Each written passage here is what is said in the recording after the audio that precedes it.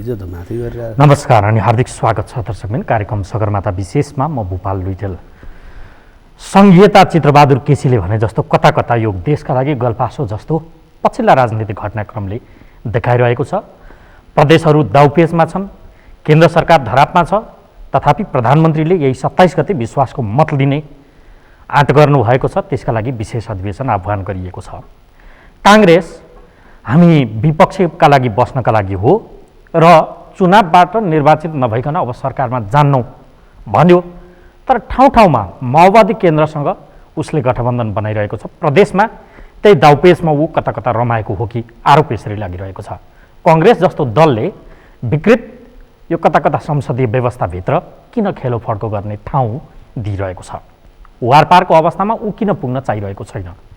किनकि गण्डकी प्रदेशमा कङ्ग्रेसले त्यही किसिमको गठबन्धन बनाएर आफै मुख्यमन्त्री हुने प्रयत्न गर्यो, तथापि अन्तिम अवस्थामा आएर त्यहाँ असफल।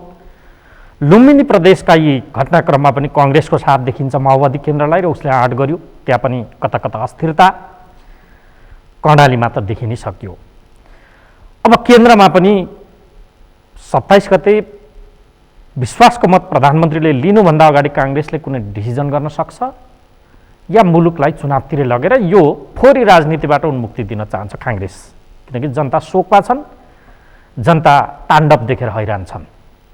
नेताहरूलाई, राजनीतिज्ञहरूलाई, पार्टीलाई कता कता जनता केन्द्रमा नभएको अनुभूति भइरहेको छ। यसकारण पनि कि सरकार विरुद्धको आन्दोलनमा एकले अर्कालाई सरकार समेत विपक्षीलाई खुइल्याउनका लागि बसका बस मानिसहरू काठमाडौँमा निःशुल्क रूपमा ओसार्यो, भत्ता समेत दिएको खबर बाहिर आयो, खाना खुवायो र त्यही बसमा घरसम्म पठाउन सक्ने यो सरकार र यी राजनीतिज्ञले आजका दिनमा जनता कोरोनाबाट भन्दा बढ्ता लकडाउनबाट त्रसित छ, ऊ घर जान सक्दैन, थुनिएर बसेको छ। खोइ विकल्प? यावत विषयमा पनि काङ्ग्रेसलाई प्रश्न उठ्न थालिसकेको छ। यावत विषयलाई जोडेर आज हामी नेपाली कङ्ग्रेसका युवा नेता, तरुण दलको उपाध्यक्ष उत्तम चापागाईसँग कुराकानी गर्दैछौँ। स्वागत छ यहाँलाई। धन्यवाद। आराम हुनुहुन्छ? ठिक छ। यो विचित्र राजनीति देख्दा दिक्क लाग्दैन? स्वाभाविक हो, मेरो उमेर समूहको मान्छेलाई अब दिक्क नलाग्ने त कुरै छैन। अब राजनीतिको विचित्रता अनि त्यस पछाडि यो महामारीको चाहिँ अब तपाईँको फैलाउँदो अवस्था होइन, यस म मात्रै होइन सारा नेपाली जनता, हामी जस्ता युवा पुस्तालाई त ठुलो नोक्सानी भयो नि यसले। दिक्क छौँ हामी।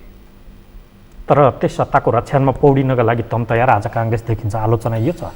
त्यस्तो होइन, ठिक हो। अब एउटा विषम परिस्थितिमा सरकारसँग नेपाली जनताले एउटा अपेक्षा राख्ने अथवा दुःख पाएको वर्गले अथवा चाहिँ कोभिड लागेको मान्छेलाई नै कोभिडको कत्रो समस्या छ भन्ने कुरा थाहा छ, नत्र भने यत्र तत्र मान्छे हिँडिरहेको अवस्था छ नि त होइन। त्यसले गर्दाखेरि जसले दुःख पायो उसले सरकारबाट जुन एउटा अभिभावकीय भूमिका चाहिँ जो अपेक्षा राखेका थियो त्यो नभेटे पछाडि स्वाभाविक रूपमा विपक्षी दल त्यसमा पुरानो पार्टी यसले केही बोलिदिए हुन्थ्यो, यसले चाहिँ केही एउटा खालको निकास दिने निकास बाटो चाहिँ पहिल्याइदिए हुन्थ्यो भन्नु त स्वाभाविक हो। त्यसमा सरकार सँगसँगै हामीहरूलाई पनि नेपाली जनताले दोषी देख्नुमा कुनै कुरा होइन।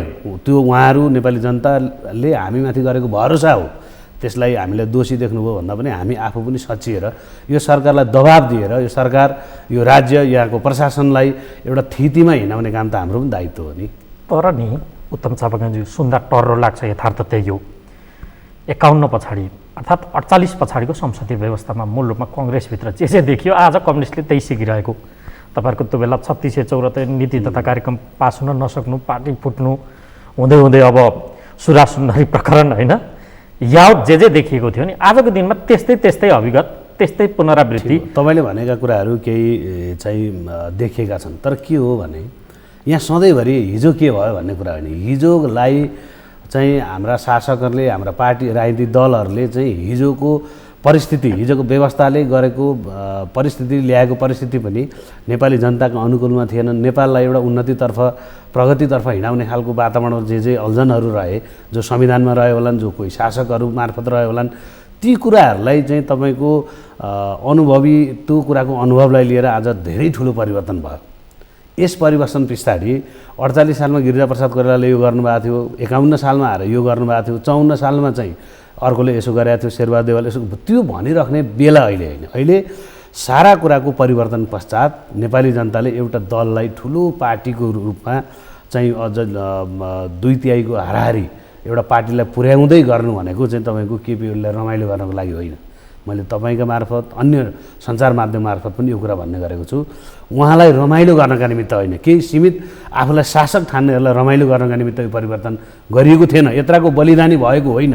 तर यो परिवर्तन र यो 2/3 हाराहारीको मतलाई चाहिँ अहिलेको कम्युनिस्ट सरकार जो गठबन्धन गरेर आउनुभयो त्यसमा चाहिँ तपाईँको स्वयं अहिलेको प्रधानमन्त्री जोशी हुनुहुन्छ, स्वयं प्रचण्डजी जोशी हुनुहुन्छ, माधव नेपाल झल्ला लगायत सारा चाहिँ जो जति गठबन्धन गरेर आउनुभयो उहाँहरूलाई जनताले दिएको विश्वास उहाँहरूले पुरा गर्न सक्नु भएन, उहाँहरूले चाहनु भएन भन्ने मेरो ठम्याइ हो र मेरो पार्टीको पनि ठम्याइ हो।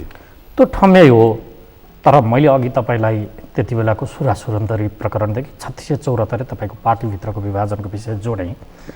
आज काङ्ग्रेसले पनि कता कता यी कम्युनिस्टलाई बदनाम गराउन त्यतैतर्फ डोर्याइदियो। आरोप यो छ किनकि तपाईँहरूले टेको लगाइदिनु भयो प्रदेशतिर कि यो घरपार गराइदिन सक्नु पर्यो। कङ्ग्रेस किन टेको बन्न गइरहेछ? प्रश्न यो छ। नेपाली कङ्ग्रेसले अहिलेको गभर्मेन्टलाई, तिनै तहको गभर्मेन्टलाई कुनै ठाउँमा पनि असहयोग गर्ने, सुरासुन्दरीकातिर भुल भुल्याइदिने, अल्मल्याइदिने काम गरेका छैन। यसमा तपाईँको माध्यमबाट मुख्यमन्त्री हुन किन खोजेको? ठिक छ, होइन ल, लुम्बिनीमा माओवादीलाई किन बनाउन खोजेको? एउटा राजनीतिक पार्टी कर्णाली प्रदेशमा त्यो के गरेको? एउटा राजनीतिक पार्टीले स्वाभाविक तपाईँले नै कन्ट्राडिक्टरी भयो, आफैमा बाजियो नि दुईटा कुरा। काङ्ग्रेस त्यस्तो चाहन्न भन्यो, फेरि नेतृत्वको लागि त्यहाँ लालस्तामा फसेको देखियो सरकार। मेरो कुरा पुरा सुन्न पर्यो, छैन। कुरा के हो भने एउटा राजनीतिक पार्टी जुन संविधान अन्तर्गत चाहिँ व्यवस्था गरिए अन्तर्गत गर्नुपर्ने उसका दायित्वहरू त छन् नि त।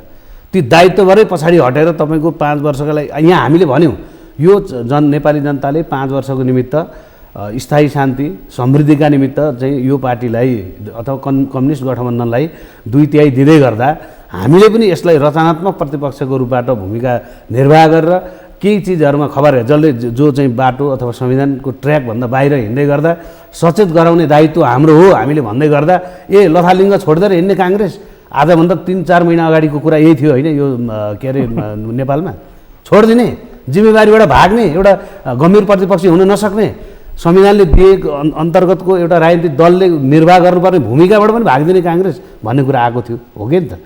त्यो आएको भरमा होइन। आज नेपाली कङ्ग्रेसले संविधानले प्रदत्त गरेको पार्टीका अधिकारहरू हाम्रो सिट सङ्ख्याको आधारमा जे दायित्व नेपाली कङ्ग्रेसले वहन गर्नुपर्छ त्यो दायित्वबाट त नेपालीले भाग्नु भएन नि।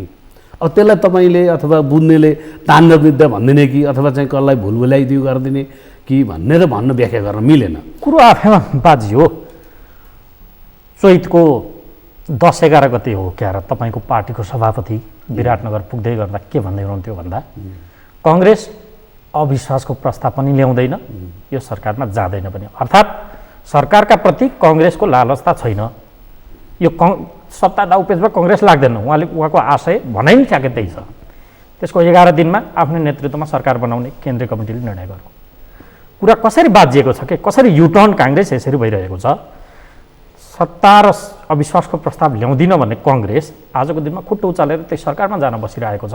अविश्वास ल्याउनको लागि ठिक्क परिरहेको छ। प्रदेशमा त्यो खालको गतिविधि गरिसक्यो, विश्वास कसरी गर्ने यसलाई? अब यसलाई त्यसरी व्याख्या गर्नु भएन। कसरी गर्ने यसलाई? तपाईँले मैले अलिकति अघि पनि भनिसकेँ। कुरा के हो भनेदेखि मुलुकलाई यतिकै हामीले छोड्न त भएन। अहिले त अनिर्णायक भन्दै जस्तो नेपाली कङ्ग्रेस पार्टी सभापतिले बताएको हो नि त। हाम्रो पार्टीको केन्द्रीय समितिले के निर्णय, मैले तपाईँलाई बारम्बार भन्छु क्या, कहाँ पार्टीको सभापति आजै पनि राख्दैन पार्टीको सभापति पुरै भएन। त्यो उहाँले के भन्नुभयो त्यो मलाई तपाईँले देखाउनु भएको छैन। मैले देख्ने भनेको के हो भने नेपाली कङ्ग्रेसको केन्द्रीय समितिको बैठक हेर्न जानुहुन्छ पदाधिकारी, सुन्नुहोस् न, पदाधिकारीको बैठक बसेको छ हाम्रो होइन? त्यसले गरेका निर्णय मैले फलो गर्ने हो। तपाईँको केन्द्रीय समितिको बैठक बसेको छ, त्यसले गरेको निर्णय फलो गर्ने हो होइन? यहाँ कसले के भन्नुभयो, पार्टी सभापतिले बोलेको कुरा महत्त्वपूर्ण हुन्छ, तर पार्टी सभापति स्वयं बसेर गरेको निर्णय महत्त्वपूर्ण हुने कि तपाईँको शङ्काका भरमा गरिएका कुराहरू महत्त्वपूर्ण हुने भन्ने कुरा एउटा बुझ्नुहोस्। एउटा कुरा।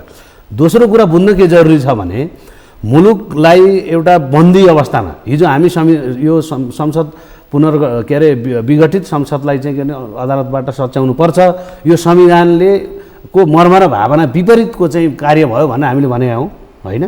र आज केपी ओलीले आफू सत्तामा टिकिराख्नका निमित्त, आफ्नो स्वार्थ पुरा गर्नका निमित्त, आफ्नो घमण्ड देखाउनका निमित्त संसदलाई चाहिँ तपाईँको तेजो हरण गरेर स्वयं हिजो उहाँहरू मार्फतै जित्नुभएका उहाँकै सपोर्टमा जित्नुभएका आज सभामुख अनिर्णयको बन्दी बनाइयो, संसदलाई चाहिँ के भने चाहिँ निस्तेज गर्ने काम भयो, संसदलाई घेराबन्दी गर्ने काम भयो भन्नुभएको छ नि त। यति बेला अब काङ्ग्रेस चुप लाएर बस्ने अस्ति के भनेको थियो भनेर कङ्ग्रेसले यो आफ्नो नेतृत्वमा पुनर्स्थापित गराएको संसदलाई यसलाई काम दिनपर्छ भनेर हामीले भनेका छौँ र संसदभित्रबाट गरिने तपाईँको गणनाहरू गरिने चाहिँ अङ्कगणितीय व्यवहारहरू संविधान प्रदत्त त्यहाँ भएका अधिकारहरू र मुलुकलाई निकास दिनका निमित्त भोलिको निर्वाचनका कुरा, सरकार परिवर्तनका कुरा जो संविधानमा लेखिएका छन् त्यस अन्तर्गत जाने हो नि यहाँ कसले के बोल्नुभयो भनेर भन्ने कुरालाई हामीले गौण मान्नुपर्छ। संविधानमा लेखिएको छ नि त के हुँदा के हुने भन्ने कुरा त संविधानमा लेखिएको छ। काङ्ग्रेस के चाहन्छ भने संविधानमा लेखिएको कुरालाई फलो गर्नुपर्छ, त्यसलाई अक्षरशः पालना गर्नुपर्छ, अहिलेको संविधानको रक्षा गर्नुपर्छ, अहिलेको संविधानले दिए अनुसारको हक अधिकार नेपाली जनतालाई दिनपर्छ। यत्रो महामारीमा यहाँ चाहिँ सरकारको खेल गरेर पार्टीभित्र आफ्नै आन्तरिक कलह देखाएर उसलाई दोष देखाएर नेपाली जनतालाई भयावह स्थितिमा अझै भयावह थप्ने काम गर्नु हुँदैन भन्ने कुरा त काङ्ग्रेसले गरिरहेकै छ नि। यहाँ के दुविधा छ र? दुविधै छैन। कङ्ग्रेस संविधानमा लेखिएको कुरा चाहन्छ भने तपाईँले आन्दोलन गर्दा पुष्पा पछाडिका करिब 1.5 महिना 2 महिना फागुन 11 सम्म भनौँ न 10 सम्म 11मा सर्वोच्चको आदेश नै आयो प्रतिनिधि सभा पुनर्स्थापना। ओलीको सरकार हामी ढाली छाड्छौँ, ओलीलाई हटाइ छाड्छौँ, यो तपाईँहरूले भनेको अहिले पनि हामी भनिरहेका छौँ। ओलीले यत्रो बलिदानी मार्फत यत्रो परिवर्तन गरेर नेपाली जनताले एउटा चाहिँ के भने निकास लिँदैछ, मुलुकले चाहिँ एउटा चाहिँ बाटो समातेर लिग समातेर हिँड्दैछ भन्दै गर्दा एउटा अँध्यारो सुरुङतर्फ फसाउँदैछन्। यो संविधानको बर्खिलापमा उनी जाँदैछन्, यो संसदका प्रति उनी त्यति विश्वास गरिरहेका छैनन् भने उनी हट्नुपर्छ। अहिले पनि काङ्ग्रेस भनेको छ नि, तर हटाउन सक्नु भएन। गणितको कुरा छ नि त यहाँ गणित पनि पुग्दैन। काङ्ग्रेस पुर्याउँदैछ भन्ने त यहाँ ककले के भन्छन् नि। लापरवाही अहिले जुन चाहिँ तपाईँको 5 नम्बर प्रदेशमा जुन खालको ताण्डव लुम्बिनीमा त्यो कुरा त काङ्ग्रेसले भनेको छ नि त। यो भएन यदि सोध्नुहोस् कि म्यानमारमा भएका घटनाको कुरा त काङ्ग्रेसले विरोध गरेको छ भने नेपालमा भएको यो सरकारले गरेको चाहिँ अराजकताका विरुद्धमा भ्रष्टाचारका विरुद्धमा जुन नेपाली जनतालाई दिनुपर्ने सुख सुविधा अमर चयनका विषयका कुरा छोड्नुहोस्। अहिले नेपाली जनता एक छाक भात खान सक्ने अवस्थामा छैन, हिँड्न डुल्न सक्ने अवस्थामा छैन। यो बेलामा यत्रो विधि चाहिँ लफडा झिकेर बसिराख्नु नैतिक उहाँको नैतिकता छैन। उहाँले त यो उहाँले विघटन गरेको संसद होइन। अब उहाँ आफै परीक्षा दिँदै हुन्छ 27 गते। ठिक छ, परीक्षा विश्वासको मत लिने भन्दै हुनुहुन्छ। त्यस परीक्षामा नेपाली काङ्ग्रेसले गर्नुपर्ने दायित्व निर्वाह गर्छ नि त। नेपाली काङ्ग्रेसले भन्दै आएको छ त्यो दायित्व निर्वाह गर्छ। आजै मात्रै मैले तपाईँको टेलिभिजन किन धेरै कुरा भनिरहेको छैन भने हाम्रो पदाधिकारीको बैठक बस्दैछ, त्यहाँबाट चाहिँ तपाईँको आएको निर्णयलाई मैले पनि फलो गर्दै जाने हो। आज निर्णय गर्नुहुन्छ नेताहरूसँग निकट हुनुहुन्छ नि त, के निर्णय आउनेवाला छ बताउनुहोस् न। त्यसरी त्यो निकट भएर हुने कुरा छैन। त्यहाँ नेताहरू बस्नुहुन्छ, एक आपसमा छलफल गर्नुहुन्छ, के गर्दा मुलुकलाई निकास दिन सकिन्छ, के गर्दा अहिलेको पद्धतिलाई चाहिँ तपाईँको संस्थागत गर्न सकिन्छ भन्ने छलफलबाट मिटिङ किन गर्ने त भन्दा छलफल गर्ने। विभिन्न नेताहरूको विभिन्न राय आउलान्। नेतृत्वको मुड बोल्नु भएको छ तपाईँले, के छ मुड उहाँहरूको? चुनावतिर जाने मुड हो या यही सरकारलाई अब होइन? मुड त केपी ओलीले कुनै पनि हालतमा यो सरकार छोड्नुपर्छ, मुलुकलाई निकास दिनुपर्छ भन्ने नै हो काङ्ग्रेसको। यसमा तपाईँहरू नै दुविधामा हुँदै नहुनुहोस्। सायद सबै नेताहरूले यो कुराहरू तपाईँहरूका सञ्चार माध्यममा भन्नु होइन। उहाँले त अब विश्वासको मत लिँदै हुन्छ, त्यहाँ असफल हुनु भने उहाँले राजीनामा दिनुहुन्छ, बाटो त खुल्ला हुन्छ भने अब त्यस पछाडि चुनावमा जाने होला नि। त्यस पछाडि तपाईँको संविधानले प्रदत्त गरेको चाहिँ कुरालाई टेकेर काङ्ग्रेस अगाडि बढ्छ। अरू पार्टीहरूसँग पनि हाम्रो छलफल भइरहेको छ। खै त अहिलेसम्म तपाईँ जसपालाई विश्वासमा लिन सक्नु भएन? यी विविध कारणले गर्दा त यो कुरा अल्झिरहेको छ। स्वाभाविक लिन सक्नु भएको छैन। विभिन्न चलखेल भयो होला नि यहाँनिर होइन। तर यसलाई चाहिँ के भने समेट्दै जानु पर्यो। यहाँ यस पछाडि चाहिँ म नेपाली काङ्ग्रेस हो, खबरदार यसो गर भनेर काङ्ग्रेसले भन्दैन। काङ्ग्रेस सबै नेताहरूसँग, सबै पार्टीहरू अन्य चाहिँ पार्टीका नेताहरूसँग छलफलमा छ। उहाँहरूको पनि चित्त बुझ्न पर्यो। यहाँ केही कुराहरू उठेका पनि छन्, संविधानका विषयमा पनि उठेका छन्। हाम्रा मागहरू सम्बोधन हुनुपर्छ भन्ने कुरा होलान्, कसैका बन्दी होलान्, आदि इत्यादि कुरा होलान्। कसदा बन्दी छोडिदिनु पर्ने हो, कस्तो खालको संविधानको संशोधन गर्नुपर्ने हो, आदि इत्यादिका विषयमा एउटा चाहिँ तपाईँको मिलनबिन्दु आइपुग्छ। मिलनबिन्दु आए पछाडि स्वाभाविक रूपमा सबै मिल्दै जाने कुराहरू हुन्छ। अहिले भरे गरिहाल्ने कुरा होइन। यो ढङ्गले तपाईँहरू अघि बढ्नुहुन्छ कसरी? त्यो 3 दलबीच गठबन्धन हुन्छ भनेर प्रश्न छ। गठबन्धनको सरकार बनाउने भन्ने, तर मेरो नेतृत्वमा भनेर कङ्ग्रेस डिसिजन गर्छ, हामीले मानिदिनु पर्ने त्यहाँ भनेर त्यो नेताहरूको प्रश्न ठिक छ त, त्यो त वार्ता हुँदैछ। यसमा हामीले अहिले यसै हुन्छ ठ्याक्कै यसै भन्ने कुरा पनि छैन। तपाईँको हिजो यसै भन्ने छैन भन्नुको अर्थ कङ्ग्रेस आफ्नो नेतृत्व भएन भने पनि सरकारमा जान्छ होइन होइन, मैले भने नि तपाईँलाई यो त छलफल भइरहेछ नि। मैले ठ्याक्कै अहिले तपाईँको अथवा नेपाली कङ्ग्रेस एउटा नेताले, मैले, अरू कसैले तपाईँको यसै हुनुपर्छ भनेर त भन्न सक्ने अवस्था भएन, किनभने यो छलफल भइरहेको विषय हो। छलफल हुँदै गर्दा मलाई के लाग्छ भने एउटा पुरानो पार्टी, अहिलेसम्म निर्वाचन चाहिँ सफलतापूर्वक हरेक निर्वाचनहरू पुरा गरेको पार्टी, अब हामी निर्वाचनको सन्मुखतर्फ आइसकेको कारणले गर्दा हाम्रै पार्टीलाई चाहिँ र सिट सङ्ख्या पनि अब चाहिँ तपाईँको हाम्रो एउटा चाहिँ यो 2/3 हाराहारी अथवा ओलीजीको सरकार लड्दै गर्दा एउटा अधिकार प्राप्त जस्तो पनि हामी भएको कारणले गर्दा हाम्रै नेतृत्वमा जाउँ, अझ संयुक्त सरकार बनाएर जाउँ, एउटा चाहिँ मुलुकलाई निकास दिउँ, यो अनिर्णयको बन्दी बन्यो भन्ने कुरा काङ्ग्रेसले भन्नुलाई कुनै आश्चर्य मान्नुपर्छ र? पर्दैन होला। तर निकास कहिले, प्रश्न यो छ नि। निकासलाई त तपाईँको 3टा 4 आफ्नै पार्टीभित्र त छलफल गर्नुपर्छ। 3-4वटा पार्टीहरू 3-4तिर फर्किएको अवस्थामा तपाईँको एउटा ठाउँमा ल्याइ पुर्याउनलाई एउटा मिलन बिन्दु बनाउन निमित्त त टाइम त स्वाभाविक हो, लाग्छ नि। यति समय भन्ने छैन, 2-2.5 महिनाले तपाईँहरूलाई पुगेन। होइन, अब यस्तो छलफलको विषयलाई तपाईँको ठ्याक्कै अहिले तपाईँका मैले आधी बिरबलको खिचडी जस्तो भयो नि तपाईँहरूको, खै आधी घन्टा अन्तर्वार्ता दिने भने जस्तो त त्यसमा त हुँदैन होइन। ठ्याक्क अब कोही तीभित्र जस्तो जसपाभित्रको पनि त केही कुराहरू आन्तरिक कुराहरू आइरहेको छ होइन। माओवादीभित्र पनि केही कुराहरू होलान्, अन्य दलका कुराहरू छन्। मैले अघि तपाईँलाई भने नि कसको के एजेन्डा छ, कसको के एजेन्डा छ, त्यो एजेन्डा पुरा गर्न सक्ने एजेन्डा हो कि होइन, अहिले सरकार बनाउनका निमित्त हतारो गरेर हुन्छ हुन्छ भनिराख्ने भन्दै जाने पनि कुरा त होइन। त्यसले गर्दाखेरि कति कुराहरू सम्भव छन्, कति कुराहरू चाहिँ असम्भव छन्। एक अर्काका बिचमा चाहिँ तपाईँको छलफल मन्थन गरेर यसलाई एउटा निकास दिनु राम्रो हुन्छ होला। सधैँ अस्थिर ट्रायलको खेती गरेर राम्रो हुँदैन भन्ने काङ्ग्रेसको बुझाइ। साँच्चै जनता केन्द्रमा राखेर तपाईँहरू यो काम गर्न खोज्दै हुनुहुन्छ? हामी केन्द्रित भए त अस्ति शेरबहादुर देउवालाई कतै सबैजना जानुभएको होइन, प्रधानमन्त्री भइदिनु भनेर थाहा छ नि तपाईँलाई। अहिले हतारो गरेर शेरबहादुर देउवा सरकारमा जाने बित्तिकै एउटा सबै पार्टीका बिचमा एउटा खालको चाहिँ समझदारी नगराएर एक्लै जाँदै गर्दा त फेरि स्थिति त तपाईँको उही धमिलै पानी रहिराख्ने स्थिति नहोस् यो चाहिँ भन्ने भनेको त नेपाली जनतालाई केन्द्रबिन्दुमा राखेरै गरिएको निर्णय हो नि। जनतालाई चाहिँ केन्द्रबिन्दुमै राख्नु भएको छ, कुरै छैन नि। नेपाली कङ्ग्रेस जहिले पनि तपाईँको तर लिलाम बडाबडमा अवस्था चलिसक्यो नि त मुलुक त होइन। त्यस्तो स्थिति त म देख्दिनँ होइन। अब तपाईँहरूले सरकार बनाउने लिलाम बडाबड गर्नुपर्ने अवस्था आयो कि? त्यस्तो नआओस् भन्ने चाहन्छौँ हामी। त्यस्तो प्रदेशहरूमा त देखियो नि त। त्यस्तो परिस्थितिको निर्माण नहोस् भन्ने चाहन्छौँ हामी होइन। त्यसलाई चाहिँ काङ्ग्रेसको सबै हाम्रो तह भनौँ, हाम्रो पार्टीको नेताहरूको तहबाट पनि यो विकृति नआओस् भन्ने हाम्रो कामना पनि छ र हामीले खबरदारी पनि गरिरहेका छौँ। यसमा ढुक्क हुनुहोस्, म तरुण दत्त पनि हो फेरि। तर काङ्ग्रेस यस्तो खालको परिस्थितिको निर्माण अबका मितिमा नहोस्, जो हिजो सुनियो भनिँदै गरिएको छ, यो खालको परिस्थिति निर्माण नहुन दिनको निमित्त हामी सबै सचेत युवावर्ग पनि लाग्नुपर्छ, सचेत नागरिकहरू लाग्नुपर्छ होइन। खबरदारी चाहिँ गर्नुपर्छ, यो हुन दिनु हुँदैन। जे होस्, जनतालाई केन्द्रमा राखेर यो जे गरिराख्नु भएको छ तपाईँहरूले भन्नुभयो हो। विषय के आउँछ भन्दा अहिले महामारीले जनता प्रताडित छ, जनता त शोकमा छ। एउटा मात्रै मान्छेको जीवन पनि कहिले परिपूर्ण हुन सक्दैन। 34-35 मानिसको मृत्यु भइसक्यो नेपालमै, 7-8 हजार नाग्न थालिसक्यो सङ्क्रमित। एउटा प्रश्न तपाईँहरूलाई बडो टटकारो रूपमा बारम्बार उठ्ने गरेको छ, जनता केन्द्रमा भन्नुहुन्छ, जनता आज यो अप्ठ्यारोमा जुधिरहँदा त्यो जनताका प्रति निभाएको उत्तरदायित्व के सरकारमै मात्रै हुनुपर्छ भन्ने पनि छैन नि? ठिक हो, मैले अघि पनि यो कुरामा तपाईँको एउटा सबै गोलमोटल कुरामा तपाईँलाई निवेदन गरेँ। स्वाभाविक रूपमा सरकारले गरेन भन्दै गर्दा काङ्ग्रेसले बोलाएर बस्नु हुँदैन। हाम्रो सभापतिले भर्खरै पत्रकार सम्मेलन गरेर सरकारलाई केही सचेत गर्नुभयो। एउटा पत्रकार सम्मेलनले त जनतालाई दिन्न नि, के गर्ने त भन्नु नि। पत्रकार सम्मेलन गर्न केही सक्नुहुन्न, आह्वान गर्नुभयो उहाँले। तपाईँको यो इन्जेक्सनको आह्वान गर्नुभएको छ। केही राष्ट्रहरूले सँग यो कुरा जो छ त्योसँग हाम्रो पार्टीको नेतृत्व तहबाट जो परराष्ट्र हेर्नुहुन्छ उहाँले कुरा गरिरहनु भएको छ। इन्जेक्सन त अहिले नेपालमा छैन नि त होइन।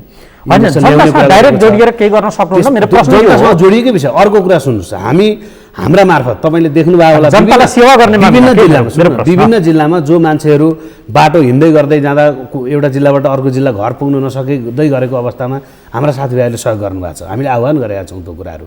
त्यसै गरी तपाईँको जहाँ कोही बस्तीमा त्यस्तै खालको बस्तीहरूमा खानापिनाको अभाव छ भने त्यहाँनिर चाहिँ तपाईँको केही राहत सामग्रीहरू हाम्रा साथीहरूले पुर्याउनु भएको छ। सरकारलाई चाहिँ तत्काल यो अस्पतालका शय्याहरू बेडहरू बनाउनका निमित्त हामीले फोर्स गरेका छौँ, हामीले सम्झाएका छौँ, हामीले चाहिँ आह्वान पनि गरेका छौँ र हामीले गर्ने भनेको यिनै चिज हुन्। प्रतिपक्षमा बसेर सरकारसँग साधन स्रोत छ, हामीसँग त छैन। हामीले भनेको उठाएर साथीभाइलाई सहयोग जुटाएर काहीँ त्यस्तै ठाउँमा चाहिँ तपाईँ गराउने हो। हामीले सरकारलाई नै झकझकाउने हो। तिन तहको सरकार छ, त्यो तिनै तहको सरकारले कति ध्यानपूर्वक अहिलेको यो यत्रो महामारीमा काम गरिरहेको छ, कसरी काम गरिरहेको छ भन्ने कुरा हामीले झकझकाउने हो, हामीले भन्ने हो, हामीले दबाब दिने हो। यसका बावजुद पनि हामी एउटा मानवीय रूपमा जहाँ जे समस्या छ हामीले सक्ने सम्मको सहयोग चन्दा दान उठाएर भए पनि त्यहाँ चाहिँ के भने सामान्य खानै नपाउने अवस्थाको मान्छेहरूलाई खानासाना खुवाउने कामदेखि लिएर विभिन्न सहरहरूमा तपाईँको सुरक्षाकर्मी, पत्रकार, त्यस्तै अलपत्र भएर बसेका परिवारहरूलाई त मद्दत त गरिरहेछौँ नि हामी। तर प्रश्न एउटा के छ भन्दा मान्छे आज लकडाउनको त्रासमा छ, जीविका चल्ने अवस्था उसको छैन। एकपटक सम्झिनुहुन्छ पुसपास पछाडिका तिर सडकहरूमा लागेका नारा र मान्छेहरूको उपस्थिति? सम्झिरहेको छु नि। 5-7 हजार भन्दा पनि लाखौँका लाख भन्ने दाबी थियो तपाईँहरूको त। हाम्रो दाबी भन्दा पनि अब यहाँ साथीहरू थियो दुईटा पार्टी विवादमा पुग्दै गर्दा उहाँहरूले भयङ्कर ठुलो तमासा देखाउनु। प्रवृत्ति त के पनि देख्यो भने सडकमा त्यसरी मानिस मात्र उतारिएन, गाउँ गाउँमा तपाईँहरूका कार्यक्रम हुँदा पनि देहातबाट त मानिसहरू गाडीमा ओसारिएको फेरि सत्य हो, त्यो नकार्न सक्ने अवस्था छैन। बाइकमा ओसारिएका थिए, गाडीमा ओसारिएका थिए। आज मान्छे गाउँ जान चाहन्छ जोगिनका लागि, लकडाउनको पिरबाट क्या ज्यान जान्छ भन्दा पनि खान पाइन्न कि भन्दै पिरबाट पैसा तिर्छु न गाडी देऊ, त्यो पनि कुद्ने अवस्था छैन। हिजो आन्दोलन गर्दा निःशुल्क गाडीका गाडी कार्यकर्ता उसार्न सक्ने, जनता उसार्न सक्ने, तालपर्दा भत्ता पनि दिने र मासु भात खुवाएर अब रेस्टुरेन्टहरूमा बसाएर पठाउन सक्ने आज जनता। तपाईँले भन्दै गर्नुभएको कुरा त काङ्ग्रेसले मात्रै होइन, सबै पार्टीलाई भन्नु हो। तर आज काङ्ग्रेसले दिनु पर्यो। म के भन्दैछु भने यसमा हामीले बोली पनि रहेका छौँ, निःशुल्क गाडीको व्यवस्था गर्न सक्दैन थियो। जनता प्राथमिकता हो भने राजनीति जनताको प्राथमिकता हो नि। काङ्ग्रेस पार्टी भनेर तपाईँको पार्टीगत हिसाबमा तपाईँको यो काम गर्न सम्भावना छैन। तर केही हाम्रा साथीहरू काङ्ग्रेसभित्रै रहनुभएका साथीहरूले यो काम गरि पनि राख्नु भएको छ, यो काम गरिराख्नु भएको छ। जिल्ला जिल्लामा आफूले साथीभाइहरूलाई लगिराख्नु भएको छ होइन। तर हामी गर्नुपर्ने ऐतिहासिक काममा आउन पनि बाधा पुगी तपाईँ कहाँ समय छोड्नु राख्ने ठाउँ थियो। केही कुरा भन्नु दिनुहोस्, हामीले 2-3 वटा कुरा। खोइ गाडीको व्यवस्था खोइ लड्को थियो त्यो बेला, म त यो सोध्दैछु तपाईँलाई। अहिले पनि लड्को लागेर साथीभाइहरूले मद्दत गर्ने कुरा गरिरहनु लकडाउन अगाडि नै। तपाईँको नम्बर आह्वान गरिदिउँ, त्यसो भए तपाईँलाई अप्ठ्यारो छ उहाँलाई सम्पर्क गर्नुहोस्, तपाईँ घर जान सक्नुहुन्छ निःशुल्क भनिदिउँ तपाईँलाई। घर जान मैले सकेको सपोर्ट गर्छु नि तपाईँको। अनि निःशुल्क घर मैले पुर्याउने कसरी पुर्याउने? मलाई पनि त लकडाउन छ नि, छैन र? म पनि तपाईँ कहाँ अहिले आउँदा 3 ठाउँमा उत्तर दिँदै आएको। म चाहिँ के हो र, मलाई चाहिँ लाग्दैन लकडाउन, मलाई चाहिँ कोरोनाले भेट्दैन त्यो होइन नि त। मैले यो सरकारलाई एउटा थितिमा जस्तो मजदुर आज काम गरेर खान्छु भनेको छ, निर्माण सामग्रीहरू छोड्दै भनेको छ, छैन सरकारले। एउटा निकाय सरकारको एउटा निकायले जाउ जाउ भन्छ, अर्को निकायले परतिर आएर कान समात्ने अवस्था सिर्जना गरेको छ। मजदुरलाई डिस्टेन्स मेन्टेन गरेर चाहिँ काम गरेर भोकै नबस भनेको छ, एउटा ठाउँबाट अर्को ठाउँ जान दिएको अवस्था छैन भने यसलाई के भयो त भन्दा व्यवस्थित गर्न सकेन सरकारले। एकातिर निर्माण सामग्री आबाद रूपमा सरकारले त गर्न सकेन, त्यही भएर विकल्प खोज्दै हुन्छ। म सरकारको सोधेको छैन कि राजनीतिक पार्टीहरूको सुन्नुहोस् न त, म गर्न सक्ने ठाउँमा केही छैन त तपाईँहरू हार्ने खाएको हामीले हार खाएको क्षमताभन्दा बाहिरको विषय हो भनेको। अहिले तपाईँकै माध्यमबाट मैले भनिनँ सरकार सिस्टम निर्वाह गरोस् त भनिरहेको छु नि त म। उत्तम चापागाईज्यू, म तपाईँलाई के सोध्दैछु, म नाकढुङ्गा गरेर अरू छुटाउनु त जान मिल्दैन नि त। मैले तपाईँलाई के सोध्दैछु भन्दा जनता घर जान चाहन्छ, त्यसलाई घर जाने बसकासम्म व्यवस्था, आन्दोलन गर्दा गाडीका गाडी व्यवस्था हुन सक्ने, घर जाँदाखेरि हुन नसक्ने, यो आदर्शको कुरा मात्रै भयो कि राजनीति व्यवहारमा देखिएन कि? मेरो प्रश्न यो मात्रै हो कि पाए। ठिक हो, सुन्नुहोस्, योभन्दा अघिल्लोचोटिको लकडाउनमा मैले पनि गाडीमा मान्छे लगेँ होइन। हाम्रा केही साथीहरूका नाममा यहाँ कत्रो भयो भने यिनलाई चाहिँ लकडाउन नलाग्ने, भोटका निमित्त मान्छे उसार्ने नि, यसरी हुन्न। एउटा राज्यले समन्वयकारी भूमिका निर्वाह गर्नु पर्यो। सिडिओले एउटा कुरा भन्दै गर्दा एसपीले अर्को कुरा भन्ने, त्यस पछाडि अर्को सहस्त्रले अर्को कुरा भन्ने, यो खालको प्रवृत्ति चाहिँ देखिया छ। यो जुन सरकारले जो मजदुरका निमित्त होइन, जसले चाहिँ खाना नपाइरहेको अवस्थाका निमित्त केही रुलहरू सिडिओ कार्यालय कता गृह मन्त्रालयबाट टाँसो, त्यो कार्यान्वयन गरेन।